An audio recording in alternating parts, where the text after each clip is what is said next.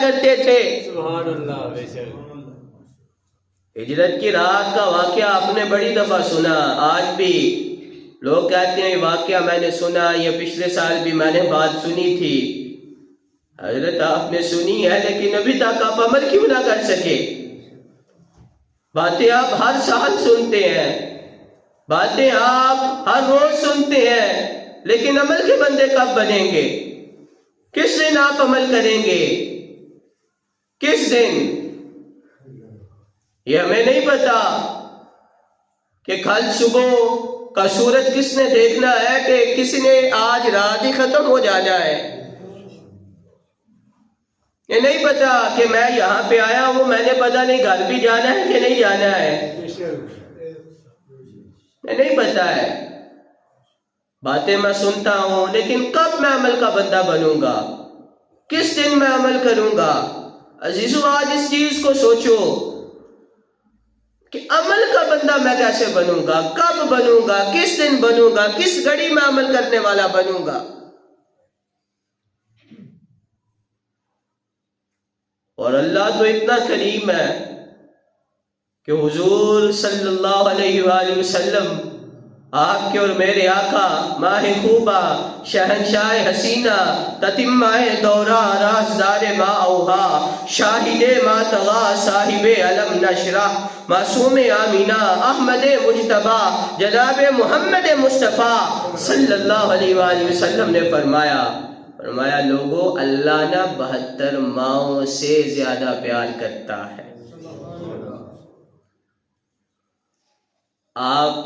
میں آگے بھی بارہا کہتا ہوں کہ ماں کی محبت خالص ہوتی ہے. بس دنیا میں کسی کی محبت خالص نہیں سوائے ماں باپ کے, اور باپ سے بھی بڑھ کر ماں کی محبت خالص ہوتی ہے. میں جملہ کہہ رہا ہوں, اس میں شک ہی نہیں ہوتا.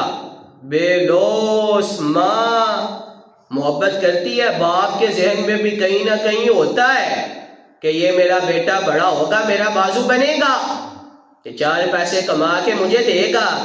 حضرت کہیں نہ کہیں یہ حقیقت ہے, اسے تسلیم کرنا پڑے گا. ہوتا ہے باپ کے ذہن میں, لیکن ماں کی محبت خالص ہوتی ہے, بے لوث, بغیر کسی لالچ کے ماں کی محبت ہے. کیوں اللہ نے اس کو اپنی محبت کے ساتھ تشبیہ دی؟ کیوں؟ تو وہ اللہ نے فرمایا کہ میں 72 ماؤں سے بڑھ کے پیار کرتا ہوں, 72 ماؤں سے زیادہ. بندو تمہارے گناہ تو کچھ بھی نہیں ہے. کتنے گناہ ہے, کتنی تیری زندگی ہے؟ تو نے 20 سال گناہ کیے, 40 سال کیے.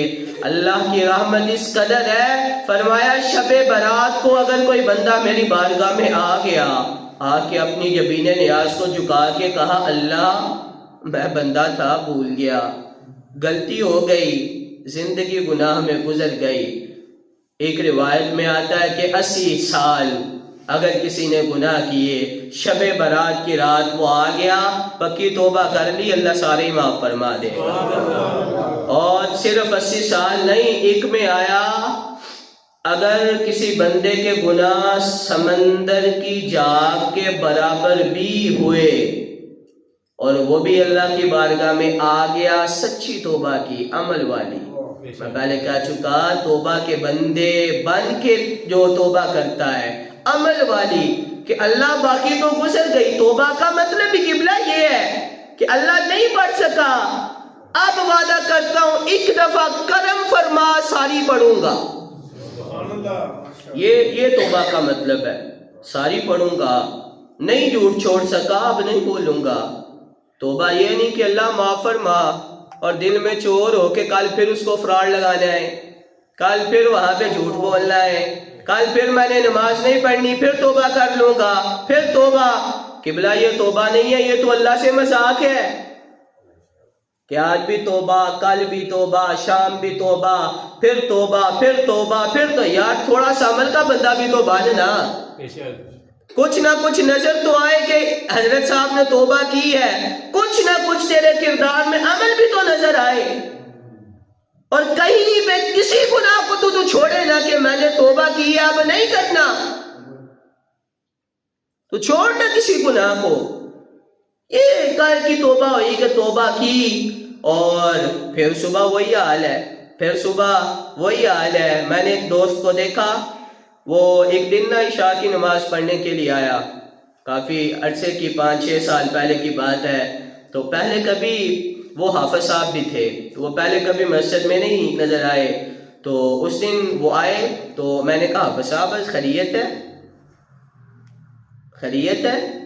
انہوں نے کہا کہ ہمارے محلے میں نا، ہماری گلی میں ہے، ہمارے محلے کے ہی ہیں، میرے ساتھی بھی ہیں، کہنے لگے کہ آج نا ایک فوتگی ہو گئی ہے، تو میں نے جنازہ پڑھا ہے، مجھے نا بڑا ڈر لگا ہے کہ اللہ تعالیٰ کی میں زندگی میں نافرمانی کر رہا ہوں تو نیک بننا چاہیے، آج میرا پروگرام بنا ہے، میں نماز پڑھنے آیا ہوں۔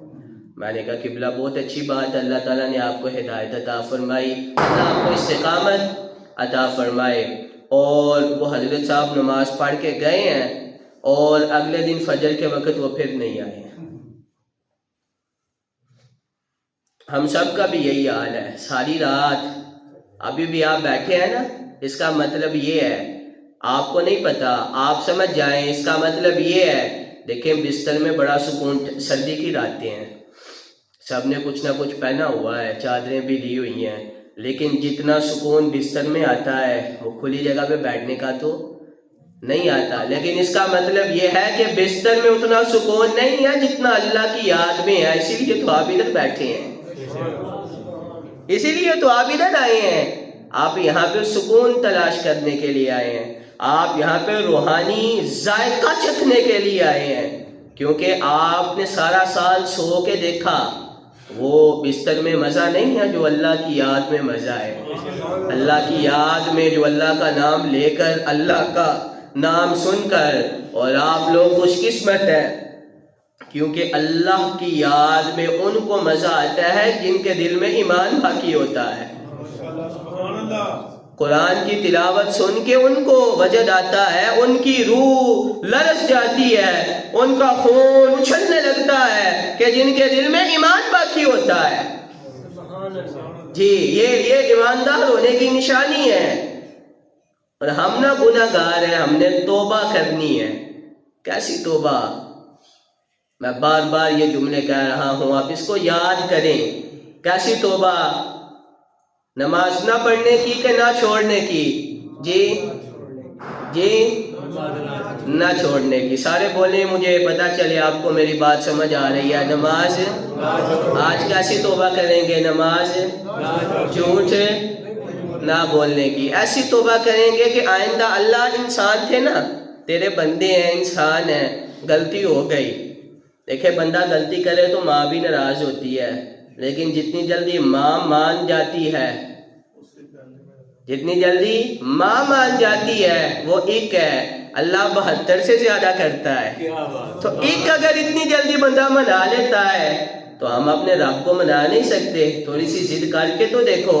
آج ادھر بیٹھی ہو نا، یہ ذہن بناؤ کہ اللہ میں تیری بارگاہ میں سے معافی آج لے کے ہی جانا ہے، لے کے جانا ہے، میں آیا ہوں، تو کریم ہے، مجھے نہیں پتا، میرے گناہ بڑے ہیں، عملوں کی چادر ساری کالی ہے، مجھے پتا ہے، بالکل میری جھولی خالی ہے، لیکن میں نے آج بخشش لے کے جانا ہے۔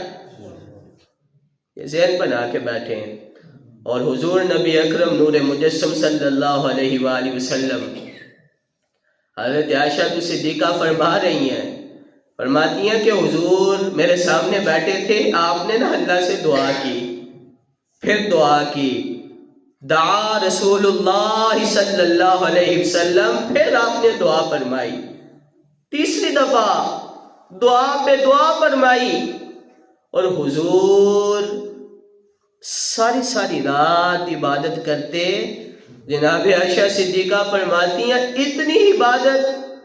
اتنی عبادت کرتے کہ آپ کے پاؤں مبارک سوج جایا کرتے، سوج جاتے، اور پھر رو کے نا امت کے لیے دعا کیا کرتے، امت کے لیے۔ آج یقین جانے ہم بچے ہوئے ہیں نا، بچے ہوئے ادھر بیٹھے ہیں، یہ صرف حضور کی وہ دعائیں ہیں جو آپ نے امت کے حق میں کی ہیں۔ ہمارے پلے قبلہ کچھ نہیں ہے، ہم کچھ کوئی صرف گناہ ہے ہمارے پلے میں، صرف گناہ. یہ حضور کی وہ دعائیں ہیں، اور حضور نے امت کو طریقے بتائے ہیں. جناب عبداللہ ابن عمر فرماتے ہیں، حضرت عمر رضی اللہ تعالیٰ عنہ کے بیٹے کہتے ہیں، میں بیٹھا تھا حضور صلی اللہ علیہ وآلہ وسلم کی بارگاہ میں، میرے بیٹھے بیٹھے نبی پاک علیہ الصلوۃ والسلام نے ایک دعا فرمائی. کیا دعا فرمائی؟ آپ فرماتے ہیں حضور نے فرمایا، رب اغفر لی وتوب علی انک انت التواب الرحیم. رب اغفر لی، اللہ ہمیں معاف فرما دے، وتوب علی، ہماری توبہ کو قبول فرما، انک انت التواب الرحیم، بے شک تو بڑی توبہ قبول فرمانے والا، رحم فرمانے والا ہے. حضرت عبداللہ ابن عمر کہتے ہیں کہ میرے بیٹھے جناب رسول اللہ صلی اللہ علیہ وآلہ وسلم نے 100 دفعہ آپ نے یہ دعا فرمائی ہے. اتنی دعا، اتنی مغفرت. رب اغفر لی واتوب الی انک انت التواب الرحیم وتوب علی انک انت التواب الرحیم، کہ اللہ ہماری مغفرت فرما، بخش دے، ہماری توبہ قبول فرما. آج یہ یاد کریں، حضور کی دعا ہے. حضور نے فرمایا یہ دعا کریں، انک انت التواب الرحیم، اے اللہ رب اغفر لی وتوب علی انک انت التواب الرحیم، اللہ معاف فرما، توبہ قبول فرما، تو بڑی توبہ قبول فرمانے والا، رحم فرمانے والا. جب میں یہ کہوں گا تو پھر اللہ کی رحمت جوش میں آئے گی کہ میرے بندے نے کہا کہ تو توبہ قبول فرمانے والا ہے، تو رحیم ہے، رحم فرمانے والا ہے. ابھی تک میرے بندے کے خاتمے میں گناہ کیوں ہے؟ جب بندہ یہ دعا کرے گا اللہ کی رحمت جوش میں آئے گی، اور اللہ فرمائے گا جاؤ آج سارے معاف فرما دیے. اور حضور نے ہمیں طریقے بتلائے، طریقے